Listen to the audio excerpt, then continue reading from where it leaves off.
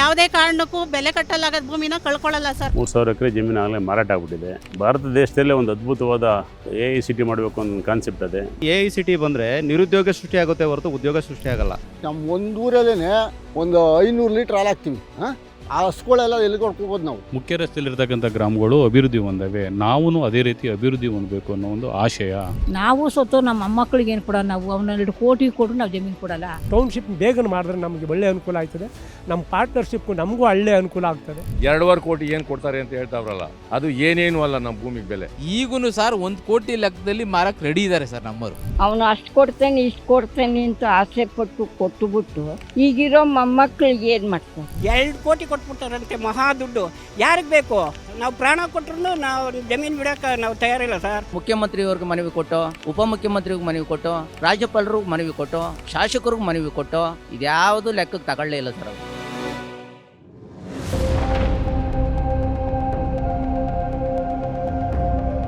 Bidadi township ಸದ್ಯ ರಾಜ್ಯ ರಾಜಕೀಯದ ಹಾಟ್ ಟಾಪಿಕ್. ಒಂದೆಡೆ ಅಭಿವೃದ್ಧಿ, AICT, ಹೊಸ ಉದ್ಯೋಗಗಳ ಕನಸು. ಇನ್ನೊಂದೆಡೆ ಜಮೀನು ಕಳೆದುಕೊಳ್ಳುತ್ತಿರುವ ಭೀತಿಯಲ್ಲಿ 435 ದಿನಗಳಿಂದ ರೈತರು ನಡೆಸುತ್ತಿರುವ ಹೋರಾಟ.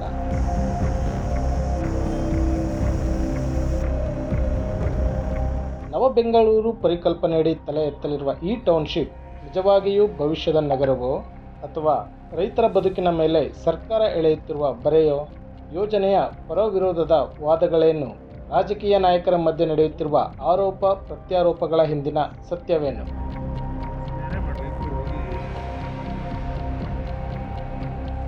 ಬನ್ನಿ, ಬಿಡದಿ ಟೌನ್ಶಿಪ್ ಸುತ್ತ ನಡೆಯುತ್ತಿರುವ ಈ ಮಹತ್ವದ ಹೋರಾಟ ಮತ್ತು ಅಭಿವೃದ್ಧಿಯ ಕಥೆಯನ್ನು ವಿವರವಾಗಿ ನೋಡೋಣ.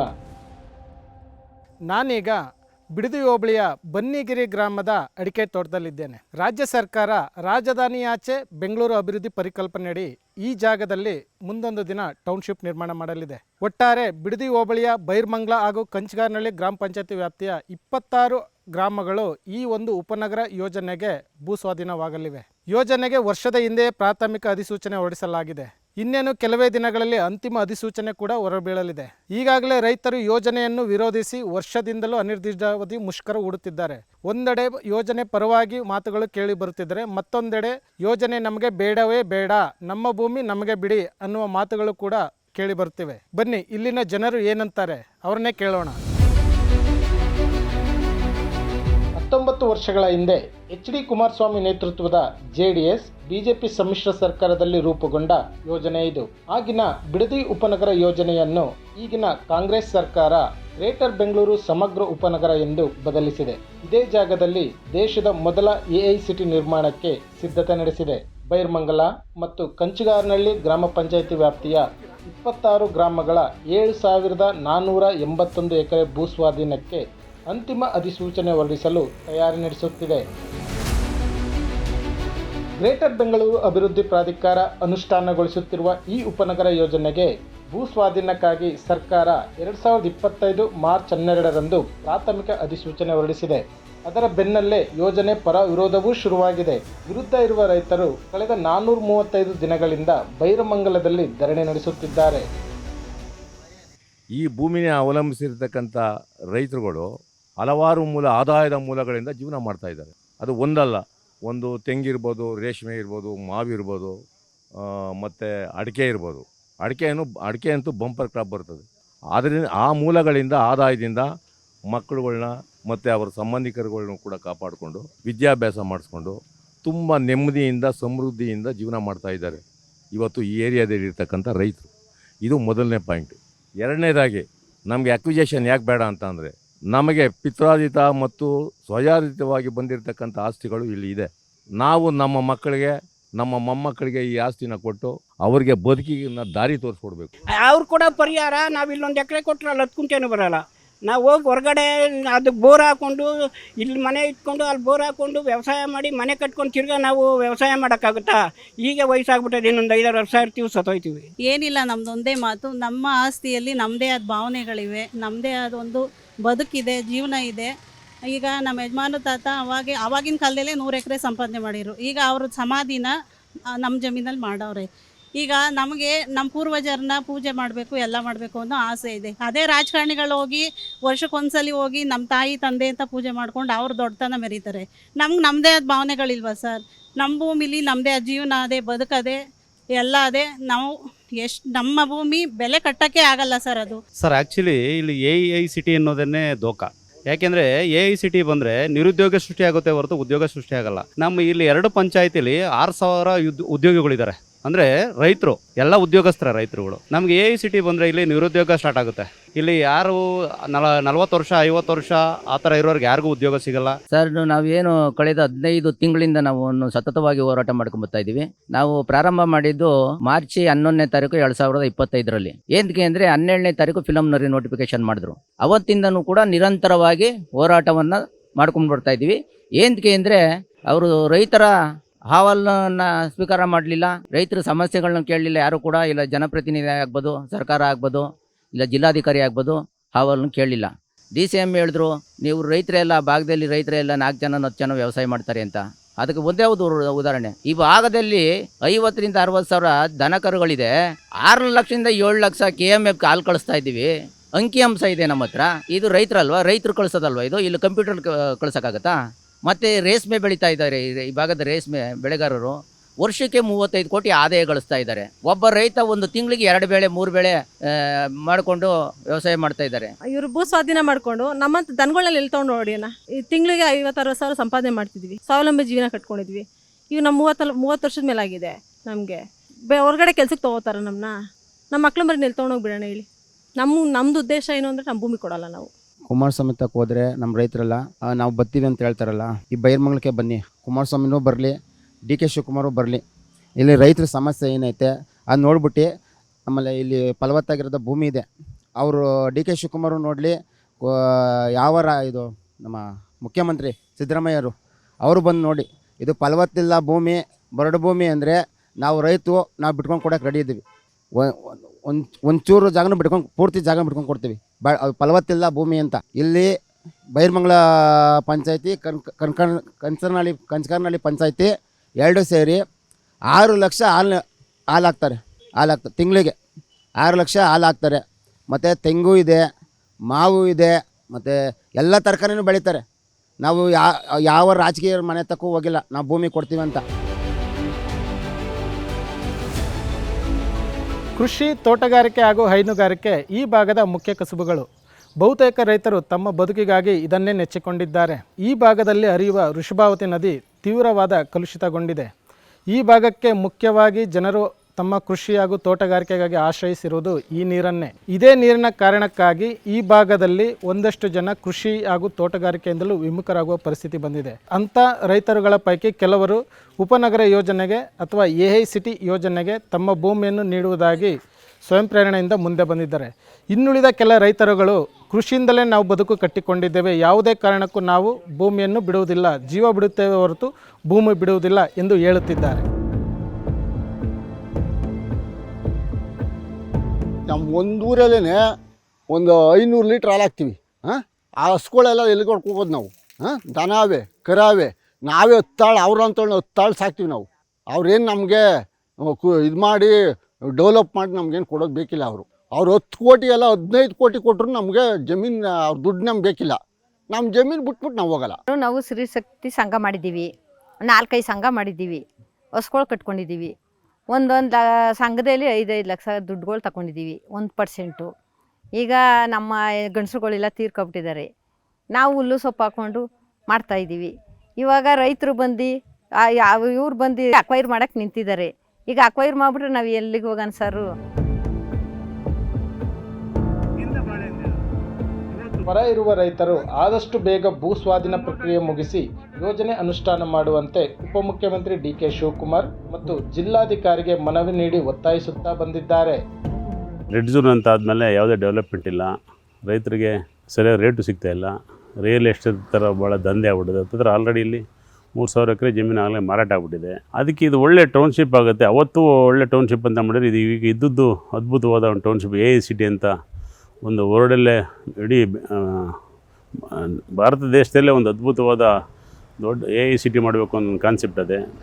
ಅನುಕೂಲ ಆಗುತ್ತೆ. ಓದಂತ ನಾವು ಕಾಲ ಓದಂಗೆ ಬದಲಾವಣೆ ಆಗಬೇಕು. ಬೆಂಗಳೂರು ಈಗ ದೊಡ್ಡದಾಗಬೇಕು ಅಂತಂದರೆ ಬೆಂಗಳೂರು ಪಕ್ಕದಲ್ಲೇ ಆಗಬೇಕಲ್ವಾ ಅಂತ ಒಂದು ಕಾನ್ಸೆಪ್ಟ್ ಇಟ್ಕೊಂಡು ಮಾಡ್ತಾ ಇದ್ದಾರೆ.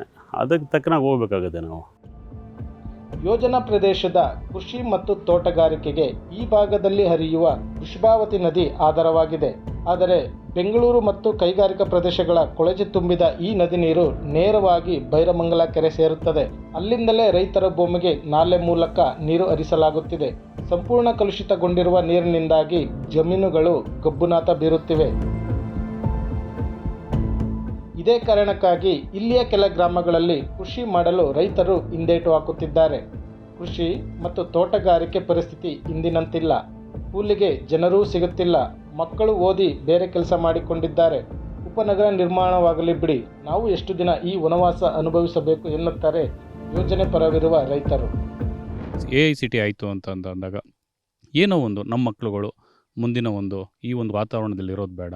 ಮುಖ್ಯ ರಸ್ತೆಯಲ್ಲಿರ್ತಕ್ಕಂಥ ಗ್ರಾಮಗಳು ಅಭಿವೃದ್ಧಿ ಹೊಂದವೆ, ನಾವೂ ಅದೇ ರೀತಿ ಅಭಿವೃದ್ಧಿ ಹೊಂದಬೇಕು ಅನ್ನೋ ಒಂದು ಆಶಯ. ಅದು ಆಧುನಿಕ ಒಂದು ತಂತ್ರಜ್ಞಾನ ಬಂತು ಅಂತಂದಾಗ ಬೇರೆ ದೇಶ ವಿದೇಶಗಳಿಂದ ಬೇರೆ ಬೇರೆ ಒಂದು ಕಂಪ್ನಿಗಳು ಇನ್ನೊಂದು ಪ್ರಾಜೆಕ್ಟ್ಗಳು ಬಂದು ಅಂತಂದಾಗ ಅವಾಗ ಒಂದು ಚೇಂಜ್ ಅಪ್ ಆಗುತ್ತೆ.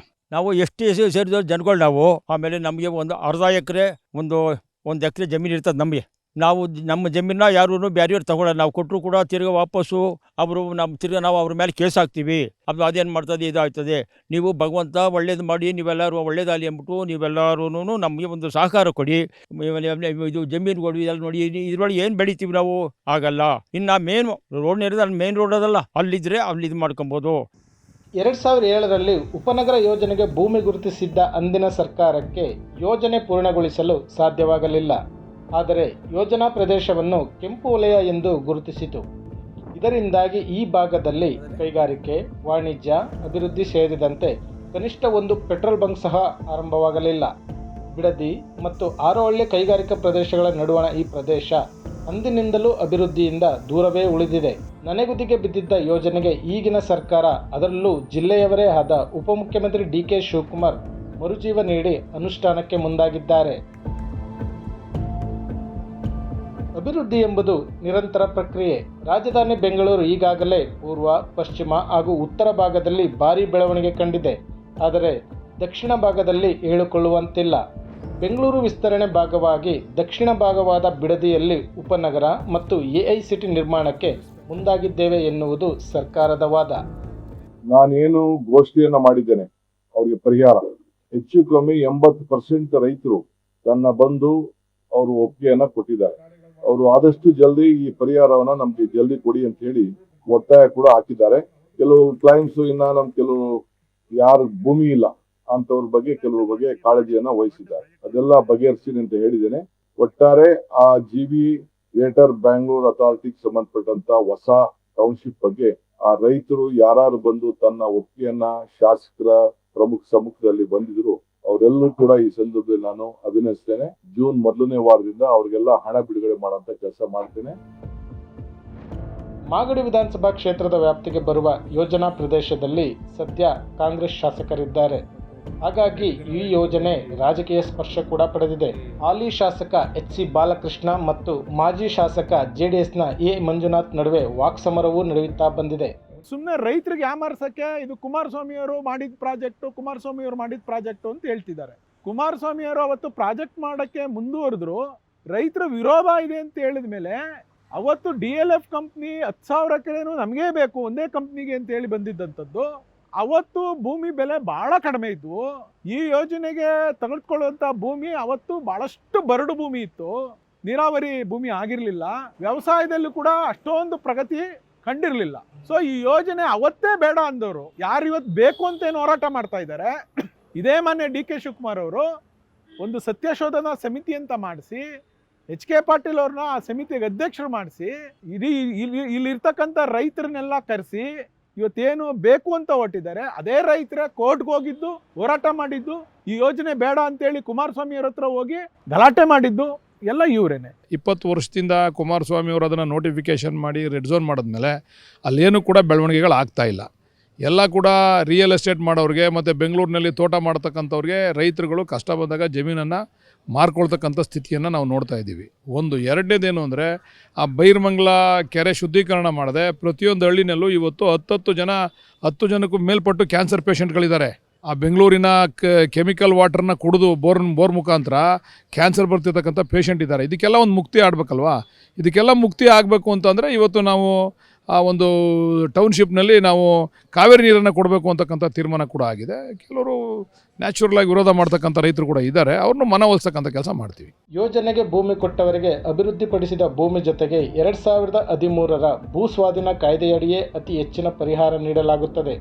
ಪರಿಹಾರದ ಬದಲು ಪಾಲುದಾರಿಕೆ ಪಡೆಯಲು ರೈತರ ಮನವೊಲಿಸುತ್ತಿದ್ದೇವೆ ಎನ್ನುತ್ತದೆ GBDA ಆಡಳಿತ ಮಂಡಳಿ. ಕೇವಲ ದುಡ್ಡು ಕೊಟ್ಬಿಟ್ಟು ನಾವು ಜಮೀನುಗಳನ್ನು ನಾವು ತಗೋತಾ ಇಲ್ಲ. ರೈತರನ್ನು ಕೂಡ ಇದರ ಪಾಲುದಾರಿಕೆ ಮಾಡಿದ್ದೀವಿ. ಯಾರು ದುಡ್ಡನ್ನು ಕೇಳ್ತಾರೆ ಅವ್ರಿಗೆ ಹಣವನ್ನು ಕೊಡ್ತೀವಿ.